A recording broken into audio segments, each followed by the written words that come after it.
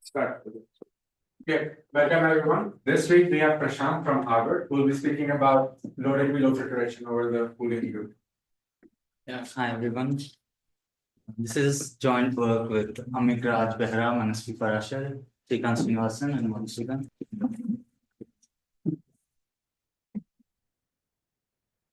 Just click on somehow. Yeah. So I'll start with like some basic introduction about Reed-Muller codes, and then define the main objects of our paper, which are group polynomials, and then I'll give some brief motivation. Brief motivation and above. And then I'll move on to the technical parts of the talk. In the first half, I'll talk about our local correction algorithms. I'll formally define these things, but yeah, this is just for the outline. And then talk about list decodability of group polynomials, and end with some open problems. So Reed-Muller codes, you have a finite field f and two integers, positive integers, n and d. And you can think of Reed-Muller code as like an encoding scheme where your messages are degree d polynomials over this field over n variables. And your code words are the evaluations of degree d polynomials on f to the n. And the main kind of lemma that makes these codes useful is this polynomial distance lemma, which is also known as the Schwarzschild lemma. It says that if you have two degree d polynomials,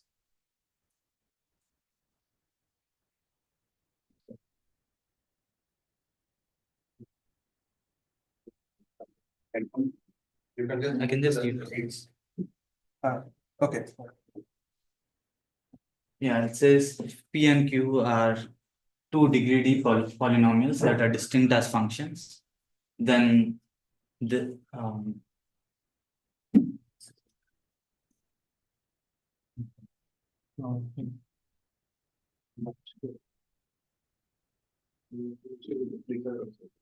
yeah, but I think I can manage it. So if you look at the kind of evaluation tables of P and Q, it says that for a randomly chosen index, they differ with some positive probability.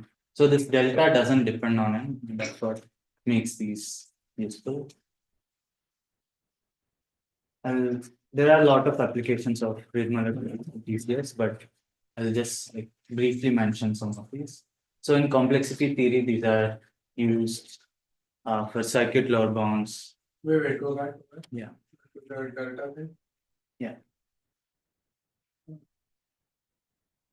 I'm trying to convert it to the form I now. D over mod f is the usual form. Or rather, Yeah. 1 minus d over mod f. Right.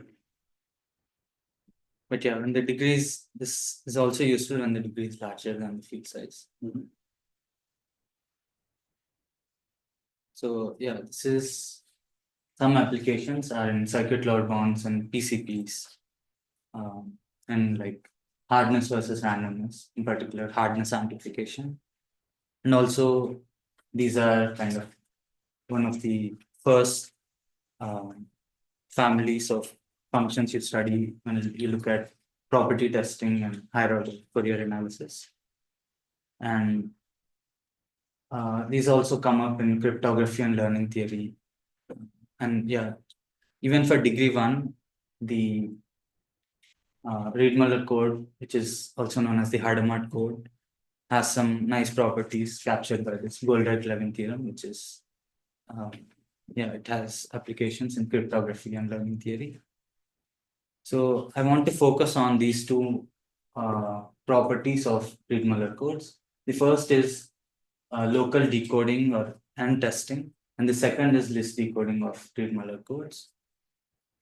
I'll get to defining these things in a bit, but yeah, these two are kind of the main properties of Reed-Muller codes that make these so versatile in TCS. Even outside Reed-Muller codes, the notion of locally testable codes or decodable codes and list decodable codes has been studied a lot in coding theory. But yeah, I'll not talk about this line of work in this talk.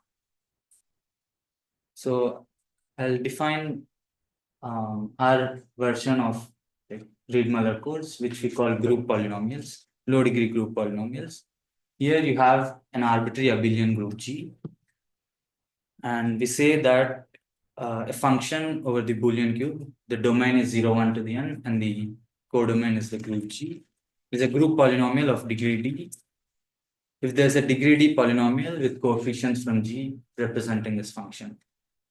So without loss of generality, you can assume that these are multilinear polynomials because we are over 0, 1 to the n. As a simple example, if G is the group of integers, the polynomial given here has degree equal to 3.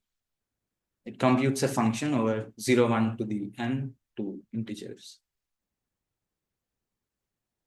So, the coefficients are only two. right. The xi is still. Yeah, you can think of this exercise as just integer 0, 1, and it naturally computes a group element. The group operation is this plus and minus. Right. The monomial is basically telling you whether you are adding it or not adding it. Yeah, so it's the end. Right. Yeah. So there's no multiplication you expect out of two. Yeah, there's no multiplications, it's just group times 0 or 1. So yeah, like this captures the Reed-Muller code only when the group is taken to be F2, but otherwise it's not a Reed-Muller code for any particular group. And yeah, this is also well defined for infinite groups. Yeah, and we look at this because the polynomial distance lemma that I stated earlier also extends to this setting. The proof is kind of same. So this forms a code of this. Wait, but what does it mean? Because roots here are just, they're not group elements. Of the, yeah. I mean, you could still ask of the possible 2 to the n points. Yeah. How many points give you the 0 element of the group? Okay, right. Yeah, if you take any two degree D group polynomials, the fraction of Boolean points where they differ is still bounded away from 0. It's 1 by 2 to the t. It's like programs over groups of Barrington. Programs over groups. Model device by Barrington. Oh, okay. Yeah. So I'll state our results. There he could be also an important group or any, not necessarily. I see. Okay. For Barrington, you mean norms are group. No, I'm just saying any, yeah, Barrington's theorem you named something. But he looked at programs over group as a model of computation. I see. So we have oracle access to some function over 0, 1 to the n to g. And yeah, our first result says that as long as the distance of f from p is a degree D function, is at most half the distance of the code, which is like 1 by 2 to the d plus 1. You can compute p of a with high probability by making polylog queries to f. So throughout this talk, think of d as some fixed constant. So this is like our local correction algorithm.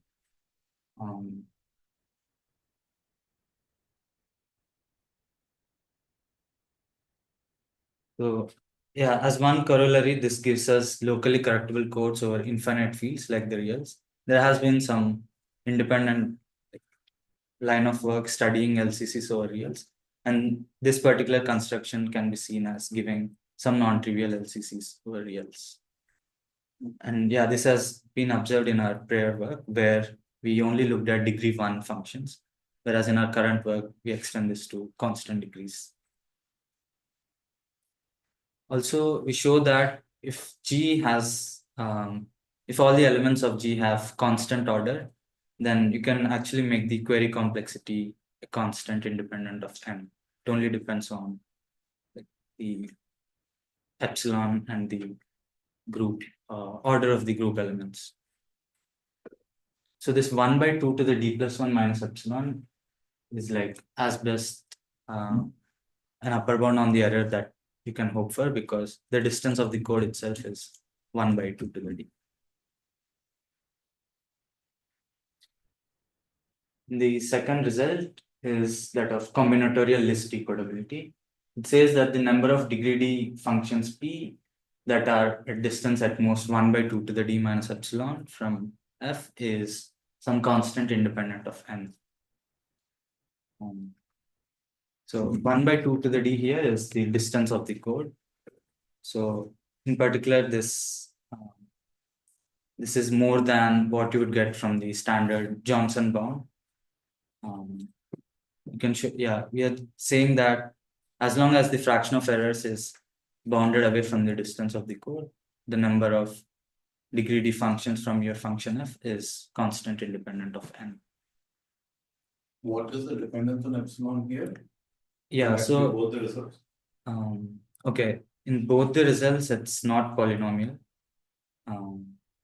Yeah, at least for the combinatorial bound, we get like 2 to the poly on that. Yeah, maybe for theorem 1, we can optimize, but yeah, for combinatorial list decodability, it's not clear how we can include polynomial. Yeah, for degree 1, we had polynomial list size, but here.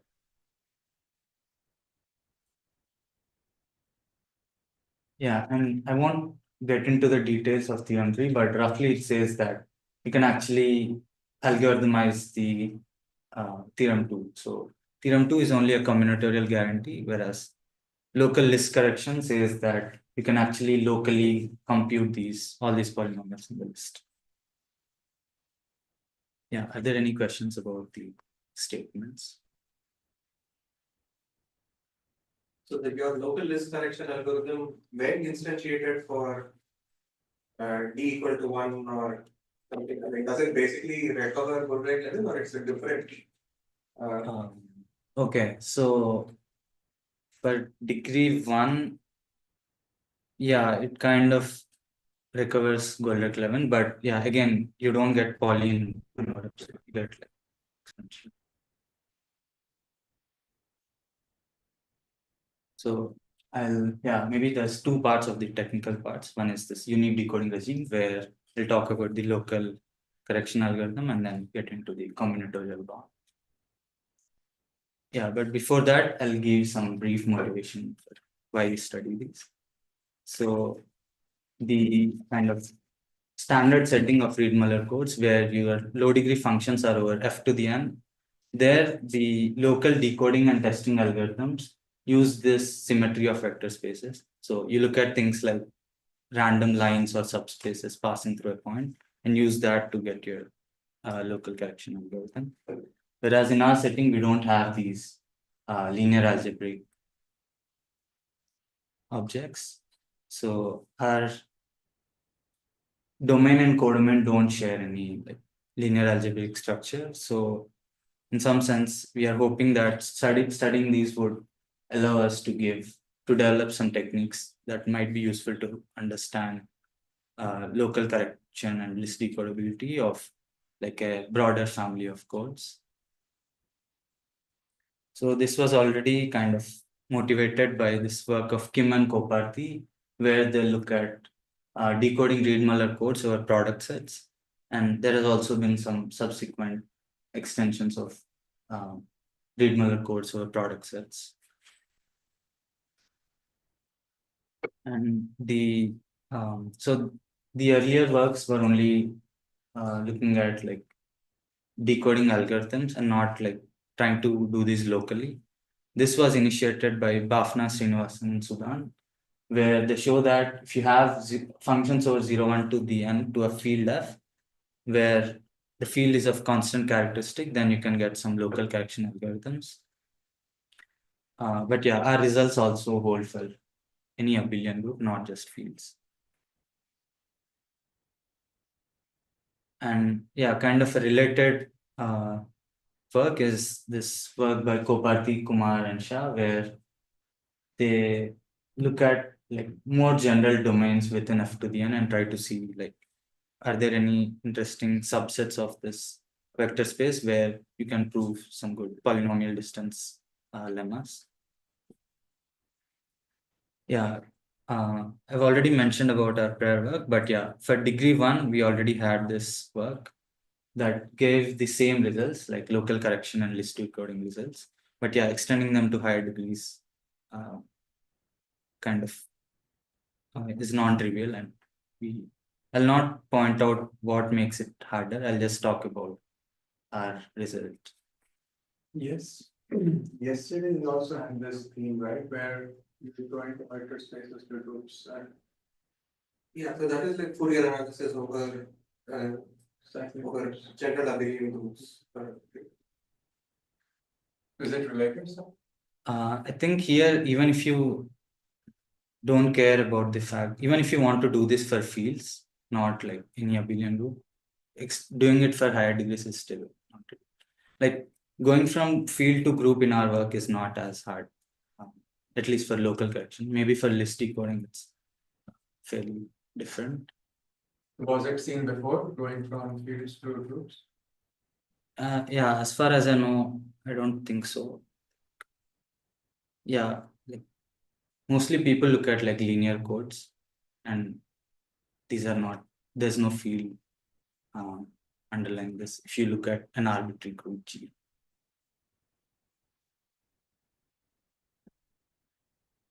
No, just. Yeah. So your question, so in higher statement, so going back to the question that Raghu asked, suppose we just made G to be F3.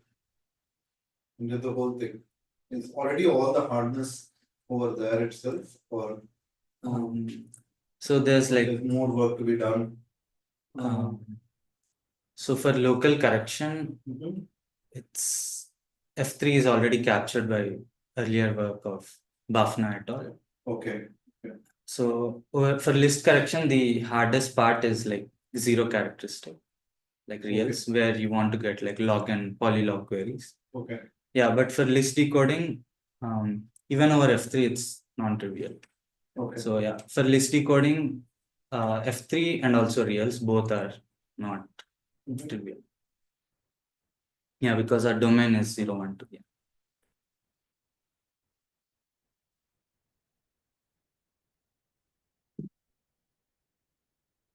So for the local correction, I'll kind of briefly describe what what our goal is.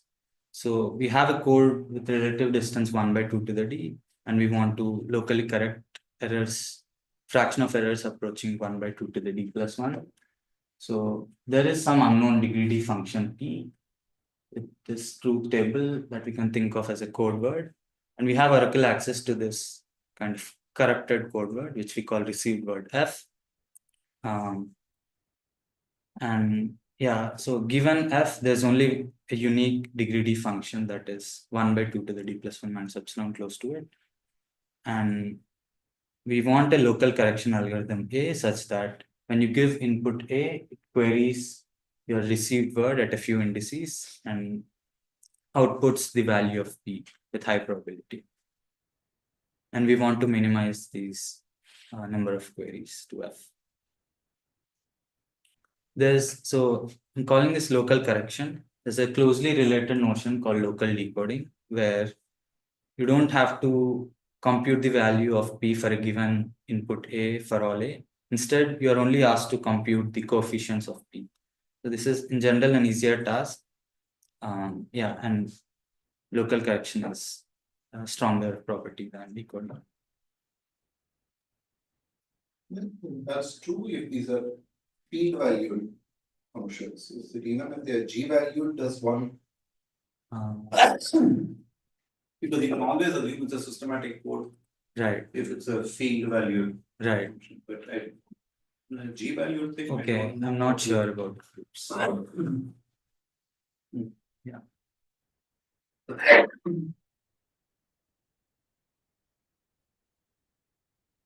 So before I describe how our algorithm looks like, I'll just talk about the standard setting like the Reed-Muller setting where, yeah, there's few ways of going about local correction, but this one by Beaver and Fagan would be helpful to understand before I jump into our algorithm.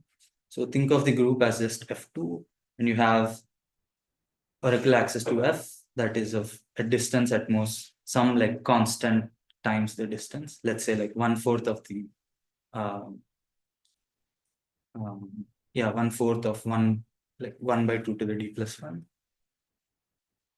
Yeah, this can actually be made to handle all the way till 1/2 to the d plus 1 minus epsilon, but yeah, this would be easier to describe. So to locally correct at a point A, the idea is to query a random d plus 1 dimensional affine subspace S that passes through A. So think of this F to the n as this outer cube, and you want to locally correct at A, meaning you want to compute P of A. And the way you do this is you pick a d plus 1 dimensional affine subspace randomly, uniformly at random, passing through A, and you would just output the sum of f of b for all b in S minus A as your guess for P of A. So we are making like 2 to the d plus 1 minus 1 queries to compute the value of P of A. And the main idea is that if you have a degree polynomial P over any d plus 1 dimensional affine subspace, if you sum up the values of P of B for all B in this subspace, you get 0. So in particular, for any given point in S, you can, yeah, this says that the P of B for that point can be recovered by the values of P at all the other points in S. So this particular property of S, we'll call it to be like interpolating set. So interpolating set is a subset of your domain such that for any polynomial, you can P of A can be computed using the values of P at all the other points in your interpolating set. And the reason for choosing this subspace as randomly is that you want your query points to be like random looking because you don't know where the errors are. So since these are uniformly randomly distributed over F2 to the n, you can just use an union bound to say that each of these queries actually gives you the value of P at that point with probability at least 1 minus 1 by 1 minus delta. And so, yeah, just a union bound says that with probability at least 3/4, you would output P of A. You were saying more than that. You were saying that not only can you compute the function value at A, computation is just adding all the other values. Right. Is that true for general interpolating sets? You just add the values, so sum is 0.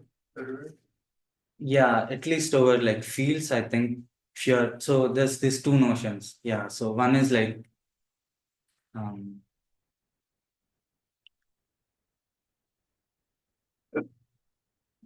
for a given point in your set, you want to say that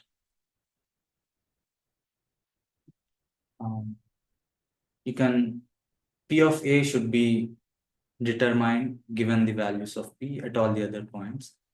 And yes, you're asking whether the only way to determine it is through a linear combination. Yeah.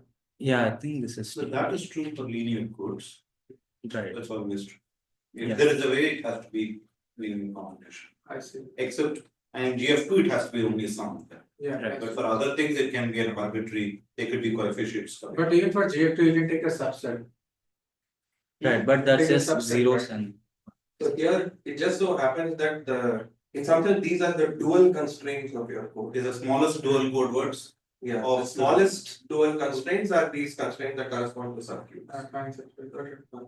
By the way, why is it called an interpolating set? I mean, like, okay, so maybe this is Because you get the value, right? No, but usually, I mean, at least when I think of an interpolating set for polynomials, what I would think of is like, if you tell me the polynomial's values at these points, yeah. I know the polynomial entirely. Okay, yeah. So maybe this is not the right word in this setting, but the way we actually like show that this property holds is we show that on this subcube or like this subspace S, it's actually an interpolating. Okay. Yeah, so on Yeah, like a okay. subset, it actually is an, I see. you can actually recover the polynomial, but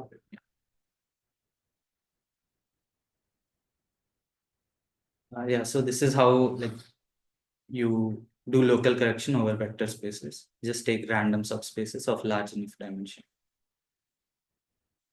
And So you made a mention that you can get to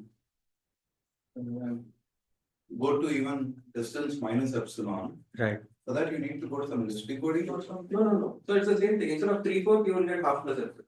That's all. Well, no. It's So I- 1/4, therefore you got 1/4. Now it will become 1 minus epsilon. And that's useless. Yeah, I think Oh, sorry, it's 1/4 of 1/4 of d plus 1. I what? thought there was No, that no, 1 no. plus 1 was not there. So it's 1/4. Now that 1/4 goes, it becomes 1 minus epsilon, which is a useless statement. yeah, I think to go all the way till the unique decoding distance, you would take multiple subspaces and show that, like take a majority vote.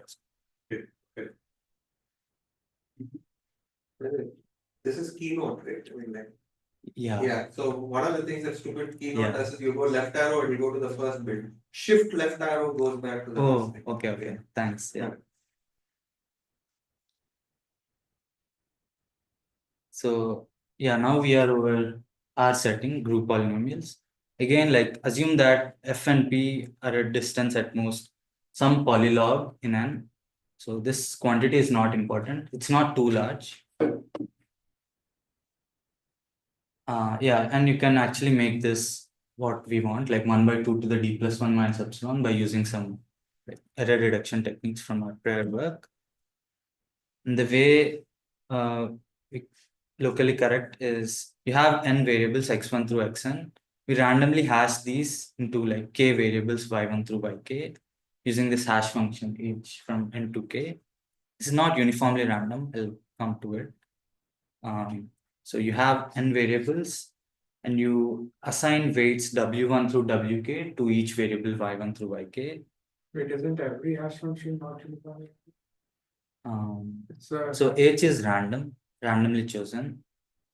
And the way you do this is assign weights to these buckets 1 through k and set x1 to yi with probability wi. So you're not assigning xi to yj randomly for all j. okay. Yeah, some other distribution. But you do this independently for all xi's. So this is just like we are identifying n variables into k variables. But there's also this other step of like, so you can see I wrote x2 as 1 minus y1. So we are also like doing this shift randomly. Okay, sorry, it's not random. Xi would be ai minus y h of I. So you have this probability distribution w1 through wk, and subcube C is all points x such that there exists y such that xi is y h of I paritied with ai. So this is What are the, AIs now? so a is the point we want to locally correct A at, is the point you want. to Yeah. correct. Okay. and I'm defining this subcube C that is passing through a. So this is the set of all points x such that there is some y such that when you hash your x to y using this process, you get that point. So this parity with AI is just so that you actually have A in your subcube. The main idea is that you're just identifying variables at random to reduce the dimension. Okay. So earlier we were doing this random affine subspace, right? You can think of that as just setting your variables to random affine forms in y1 through yk. But here we can't afford to do random affine forms. So we just do like we just say xi is yj or 1 minus yj. And So I don't follow what the AIs are doing over there. The AIs are determining whether it's yj or 1 minus yj. Is that what the Right. They're saying that your cube has the point you want. No, that I understand, Right. but for the mapping, Yeah, exactly. So, yeah, if AI is 0, it's just Y something. Otherwise, Okay. it's 1 minus. what's 1 minute?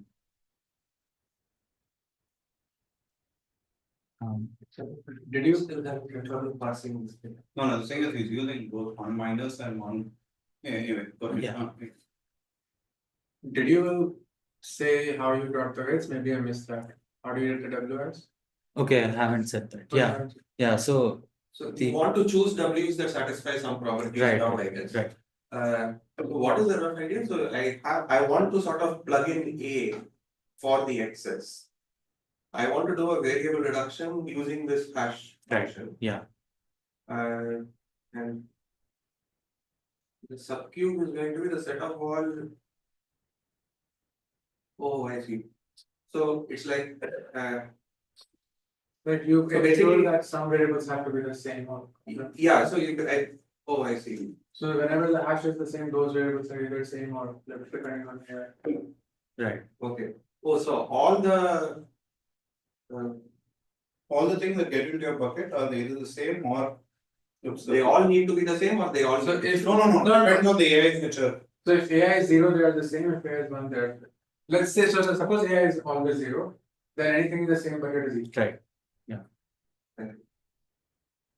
But Yeah. if it is Rather, the bit XORed with AI are all the same. yeah.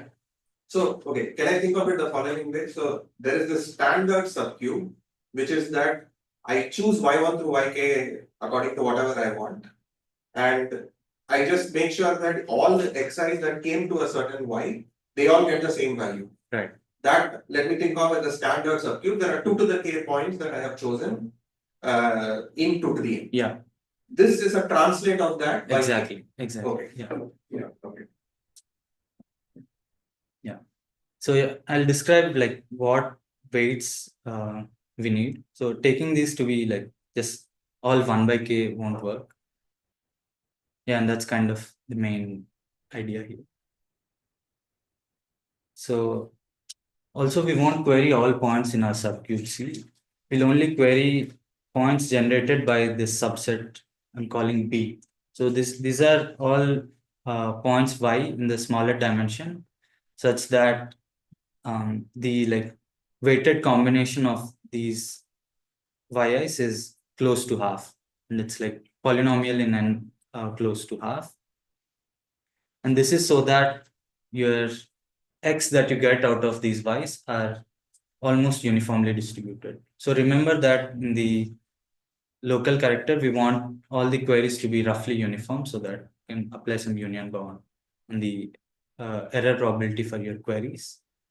So yeah, this property would ensure that whatever point that you query is close to uniform. And also we need B to again be like an interpolating set for degree D functions over the smaller dimensional cube 0, 1 to the k. Yeah, this is not like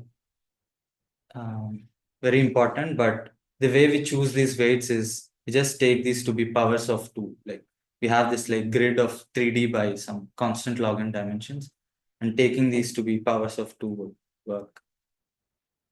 And yeah, What does this mean? What are the weights? so we want to choose k weights, and k is like 3D times r, where r is like some constant times log Oh, n. I see. Okay.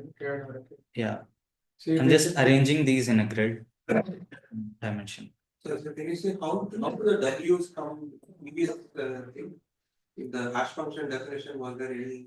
Yeah, there was. So when you map something to that, it is mapped according to WI. Oh, it's mapped. Map the probability. probability, yeah. Oh, I see. So you don't choose everything uniformly. You assign some probability. Okay, and once again, the W1 can you go flash the W. The grid again.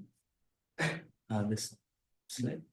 So you look at K as 3D times R. Yeah. And you just put that. Yeah, and the way And you normalize. right. Yeah. The main idea is this fact, like it says if you have points in 0, 1 to the k given by like all of weight lying in some interval of width 2D plus 1, this forms an interpolating set. And yeah, taking these kind of weights, these powers of 2 kind of embeds this interpolating set while still ensuring that the weighted sum is roughly close to half. So basically we use this fact to say that BR is an interpolating set over 0, 1 to the k. Yeah, it's not at all clear how you would show this, but this is roughly how it goes.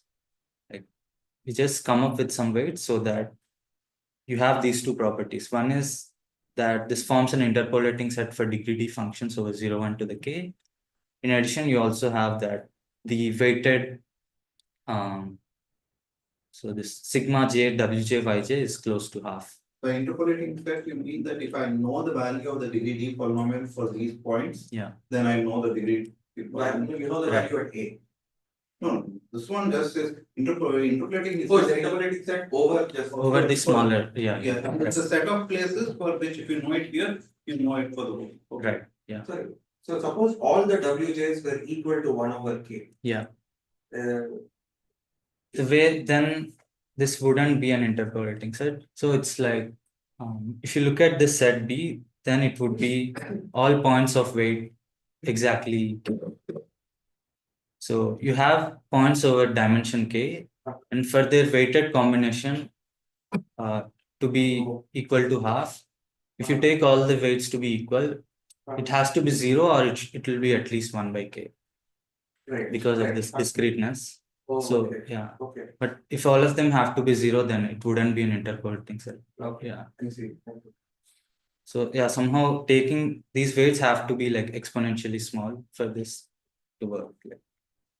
Yeah, essentially we are giving an interpolating set. Oh, wait, what has to be 0? So this thing in the abstract value has to be 0? Right. Because the only way you can be smaller than 1 over n squared is. Yeah. So in And some then sense, you are on that slice and that's not enough for you to. Right. Would it be enough if, let's say, k is, I don't know, odd or even one of the two? even then, I think you would run into the same. You need to have a few slices. I was trying to do this in my head, I could not come up with, I thought 2 slices would be enough, right? We have 2 middle slices that should be enough. Yeah, I thought so. So you can just take the product, right? Sigma xi minus n by 2 times sigma xi minus n by 2 plus 1. This would be like 0. We So, want a I mean, full if you have a degree. degree D polynomial, I think you need to touch at least Yeah. 3 slices. Oh, it's a degree D, yeah, Right. okay, then it's a D, yeah, Yeah. okay, I was thinking about linear all this. Okay. Yeah, maybe this 2D plus 1 is, you can maybe do it with D plus 1. But yeah. So can you go over that, that table table thing thing again? I Yeah. missed that. How are we choosing the weights? So like for all points in a particular column, they are like the same weight. So from right to left, these are just 2 to the 0, 2 to the 1. Oh, I see. You want to make sure you choose the D slices or you would do 2D plus 1 slices. Right. And you're choosing set of weights so that you choose this. Yeah. Okay. So yeah, the way this kind of comes in is we show this by induction on R, and if R is 0, if R is 1, we have to show that then it actually is the case of the standard Hamming weight. Like you want to show that points y such that sigma yj minus half is at most some constant is an interpolating set. And that's where this is exactly the case of that this fact refers to. Yeah, this is maybe not that important, but yeah, we show that there is some weighting scheme that you can come up with that shows that this is an interpolating set. So when you say that uniform weights will not work, Yeah. you mean uniform weights will not work for this interpolating set? For any interpolating set, wouldn't work. Is that easy to explain? Yeah, so again, like if all wj's are 1 by k, Yeah. then the only way, so we want to choose k to be roughly like log n. That's Yeah. what we are aiming for.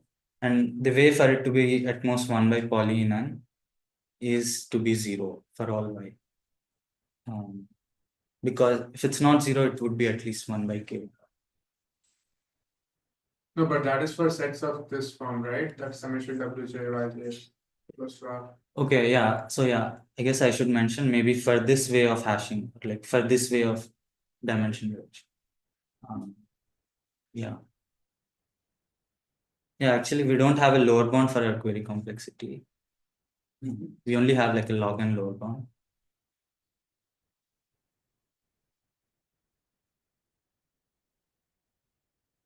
And yeah, so once you have this B, you can Laurel Orban from prior version.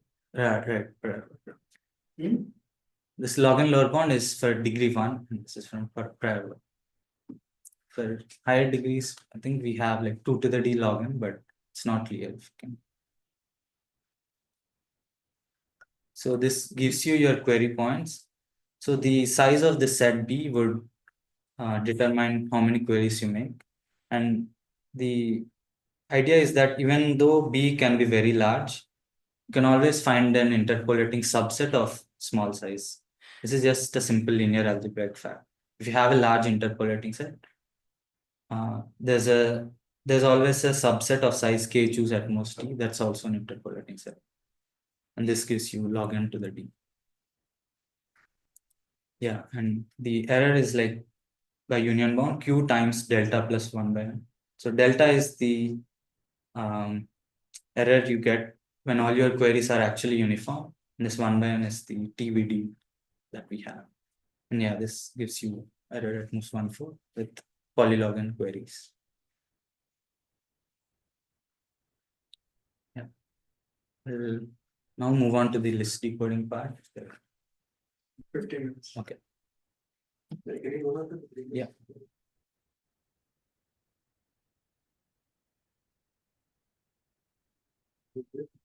This set B is a large set, Right. but you always know that within that there must be something else. Okay. Yeah, this is k choose d is just the dimension of your. Yeah, for groups we have to do some additional tricks, but at least for fields this is easy.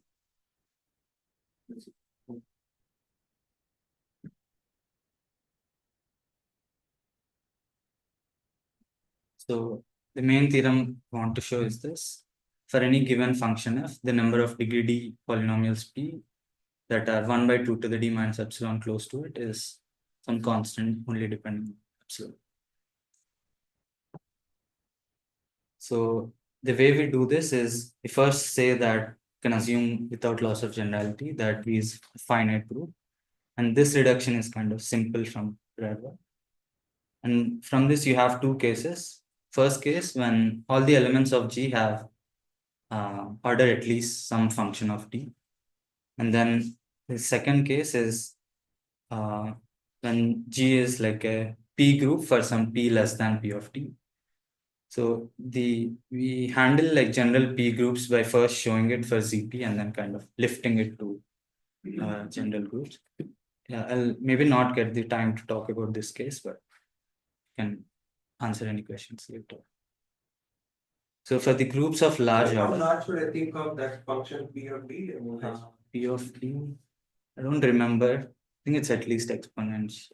Oh, okay, really? Yeah. Okay. Yeah.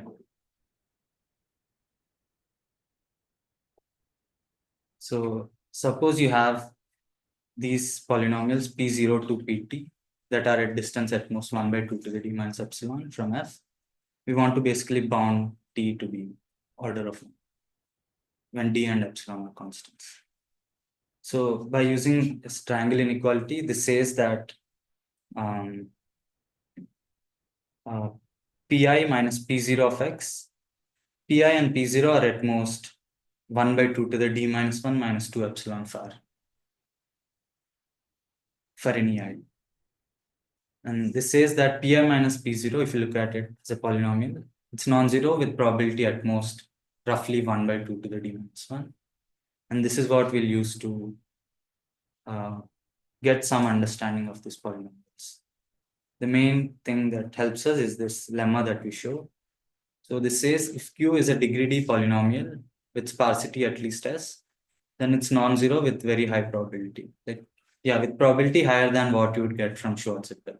So Schwarzschild only gives 1/2 to the D, but if sparsity is large, we can actually make it 1/2 to the D minus 1. It's almost like a double factor improvement. And once you have this, you can conclude that Pi minus P0 is a sparse polynomial.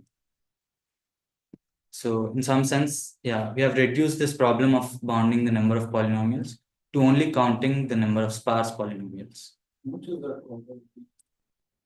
I think it's again 2 to the poly D.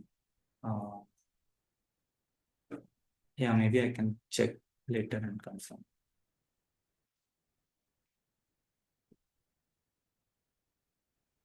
So So what is the anti-concentration of the Q is degree D. Yeah. degree D and you're bringing the sparsity. So because D is a very large group. Oh, sorry. Yeah, all this, yeah, this is for groups of large order.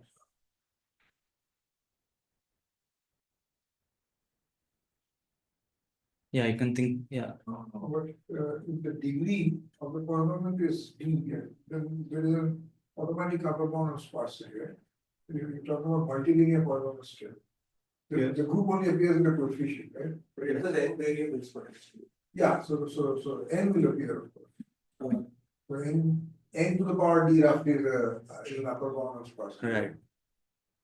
How you want to avoid it? I mean, probably n shouldn't even feature here at all. That's true. Yeah.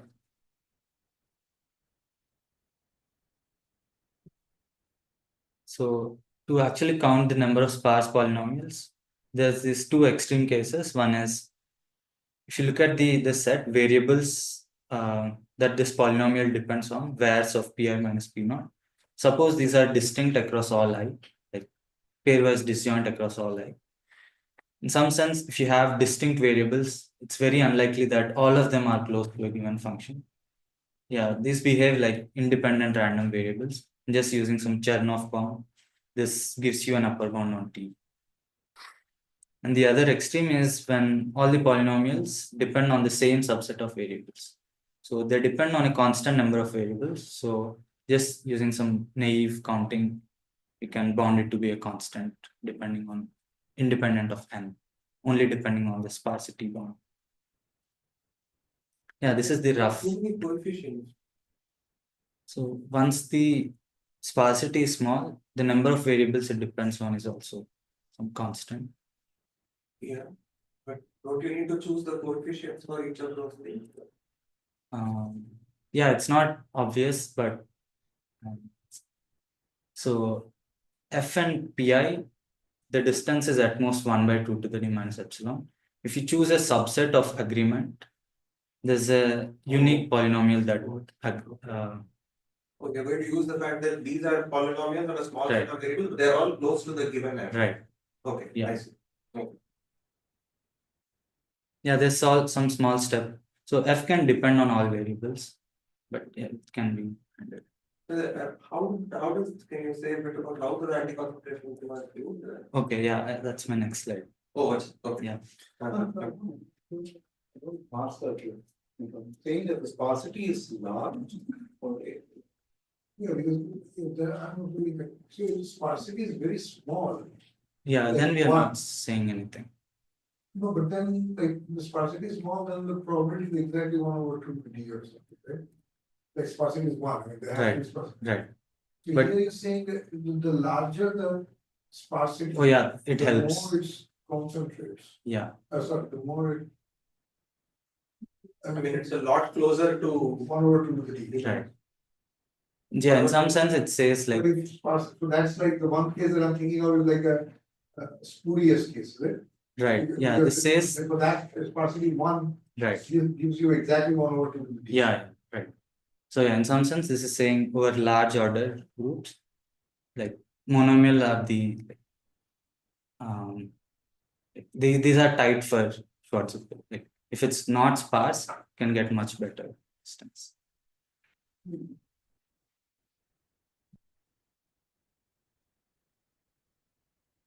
So the way we show this lemma is, yeah, maybe before that, just as an example, if you have something like this, like degree 2 polynomial, it's a product of two linear things, x1 times sigma xi for I more than 2 minus n by 2.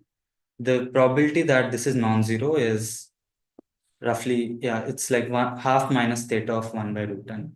So this half is coming from the event that x1 is 0. But yeah, if x1 is not 0, the only way that it is 0 is if the point lies on this like middle slice. So yeah, this is like, for at least constantly, this is tight. Yeah, and the way we show this is, yeah, we look at so sparsity is like the number of non-zero monomials. Yeah, we just treat this as a set system and see like how they intersect.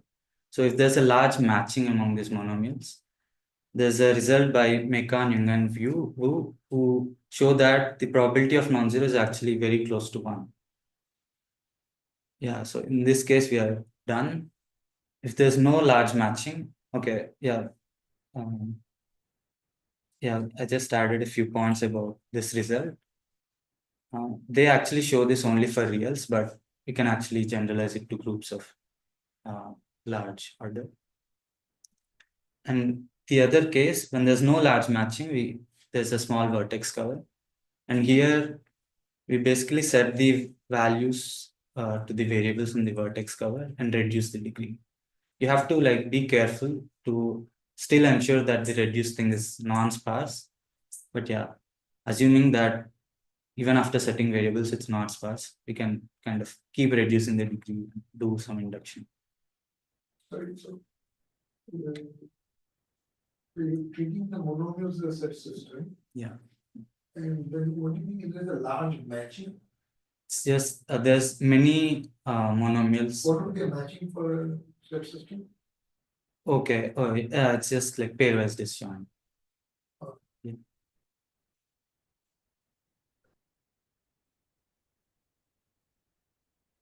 Yeah, this is the rough sketch for the proof. So otherwise there's like a small vertex cover, like a small hitting set of. Yeah, small hitting. Yeah, there's some small set where every monomial contains. Set it to 0. Right. So suppose I take the monomial example. Okay. If I just take x1 to xd. Mhm. So that actually the number of the non-zero probability is like 1 over 2 to the d here. Right. But this is a very, very sparse thing. It has Right. sparsity 1. Yeah. But can't I just replace each xi with some arbitrary linear combination? Okay.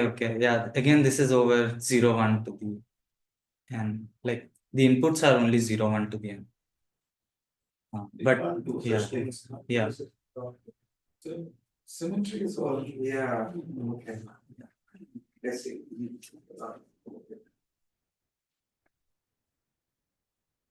And what's the? We don't have algebraic structure and yet we want to. What's the result of Bayesian rescue? Oh yeah, so there it's basically what I mentioned. You have some polynomial of degree d with like They also put an anti-concentration result, right? right, but theirs is much stronger. They say that if you have a large this matching, then the probability of 0 is like tends to 0. So Under what condition? That do that for any polynomial, I mean for polynomials over groups or? these are polynomials over like multilinear polynomials over reals. Yeah, you can also set these like it doesn't have to be over the uniform distribution as long as it's a product distribution, same thing holds. Does it make sense?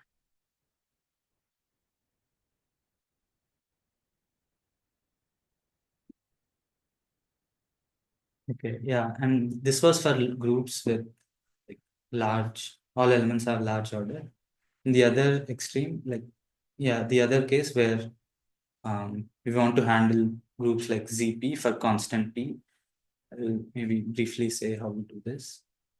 So previously, this has been settled for like, let's say primes P using analytic techniques. But yeah, ours is just combinatorial, like algebraic techniques. So the first step is this pigeonhole argument.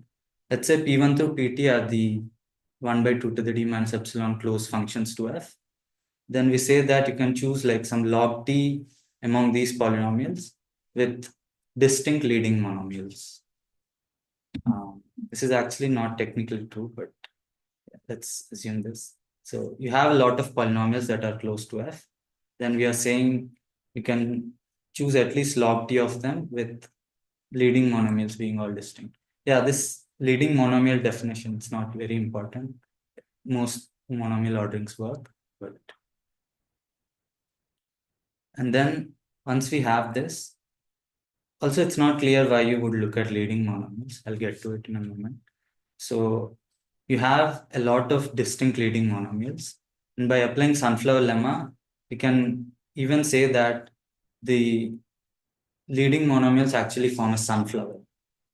But yeah, again, you would lose this exponent of 1 by d, but that's fine for us. And at this step, suppose like the core is empty of the sunflower, then we show this tail bound. It says that if you have some m polynomials with leading coefficients, leading monomials all pairwise disjoint, then they behave like independent polynomials. So we get this tail bound, like the number of polynomials that are 0 at a randomly chosen point is roughly some constant depending on t, like 1 minus 1 by 2 to the t. So yeah, essentially this is saying if the leading monomials are pairwise disjoint, these behave like independent polynomials. So there can't be too many of them that agree with the given function. And this would give you the bound on t. And yeah, there's a way of lifting this from ZP to like ZP square or any P group, but yeah, with some loss in the list size. Yeah, this concludes the combinatorial bound for group polynomials. I'm out of time. So yeah, this is the summary of our results. We show local correction algorithms and also local list correction algorithms for multilinear polynomials over groups. There are some open problems. We want to show a lower bound or improve our query complexity. And also our combinatorial bound involves a lot of case analysis. Maybe there's some simpler proofs. We're not sure. And yeah, kind of natural question is to extend this from 0, 1 to the n to any grid. So S to the n to f, if you look at degree d functions over these also form code of like the same distance. And there's some local testing results also for this. And yeah, we wonder whether we can get our results for this setting also. And more generally, are there other interesting domains over which polynomial codes have these properties? Thank you.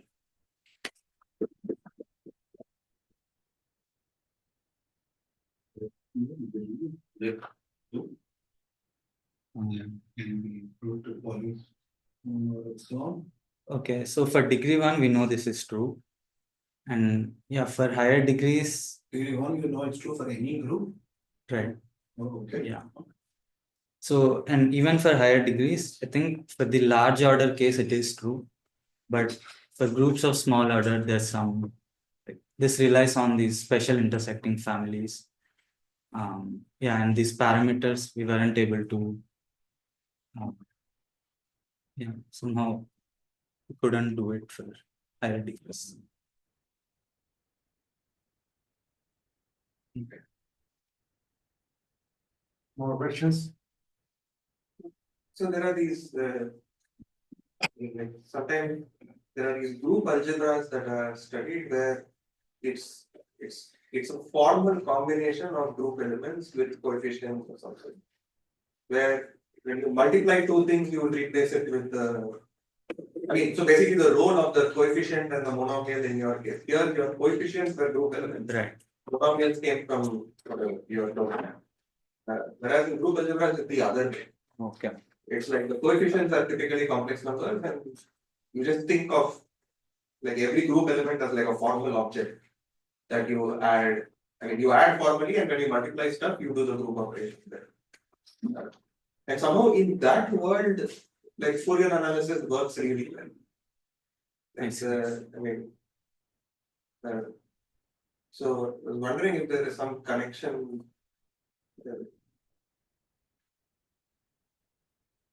Yeah, And- maybe, yeah, it can be related. Yeah. I don't have a question. It's just that. Yeah,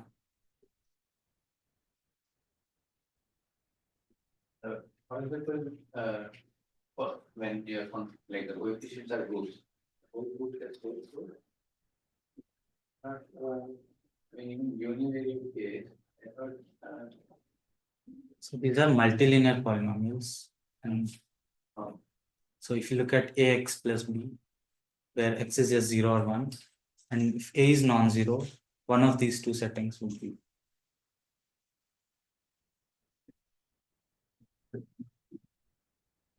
And so for the typically in the whatever the small field regime, Yeah. I like this version of Schwarzschild which basically says that if you have a polynomial that looks like x times a plus b, okay, there's a fairly easy argument that says the probability of this being non-zero is at least as large as the probability that x times a is non-zero. So you literally this way you can reduce yourself to the worst case being a monopoly. Okay. And I think that argument, I mean, basically that there you're using the fact that if it was non-zero, one of these two things would have to be found. Who is this lemma also? So in the last couple of slides where you had the sunflower lemma thing, I mean, sunflower lemma says the leading monomials of sufficiently many of these things form a sunflower. But then the hypothesis for the next tailbone was that the leading monomials are disjoint. Right. Yeah, this is not clear how you would go, how you would handle the general case, but yeah, it's like you would like set the variables in the core randomly and do something to it.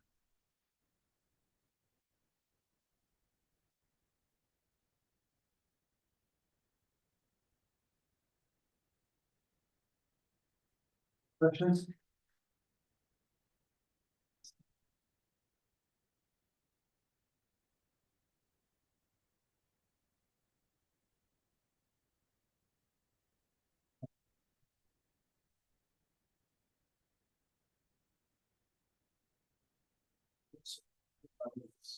Sorry, only have US or Canadian number. Skype, I use Skype quite some time. 24 months. When I let's say I want to call somebody who doesn't have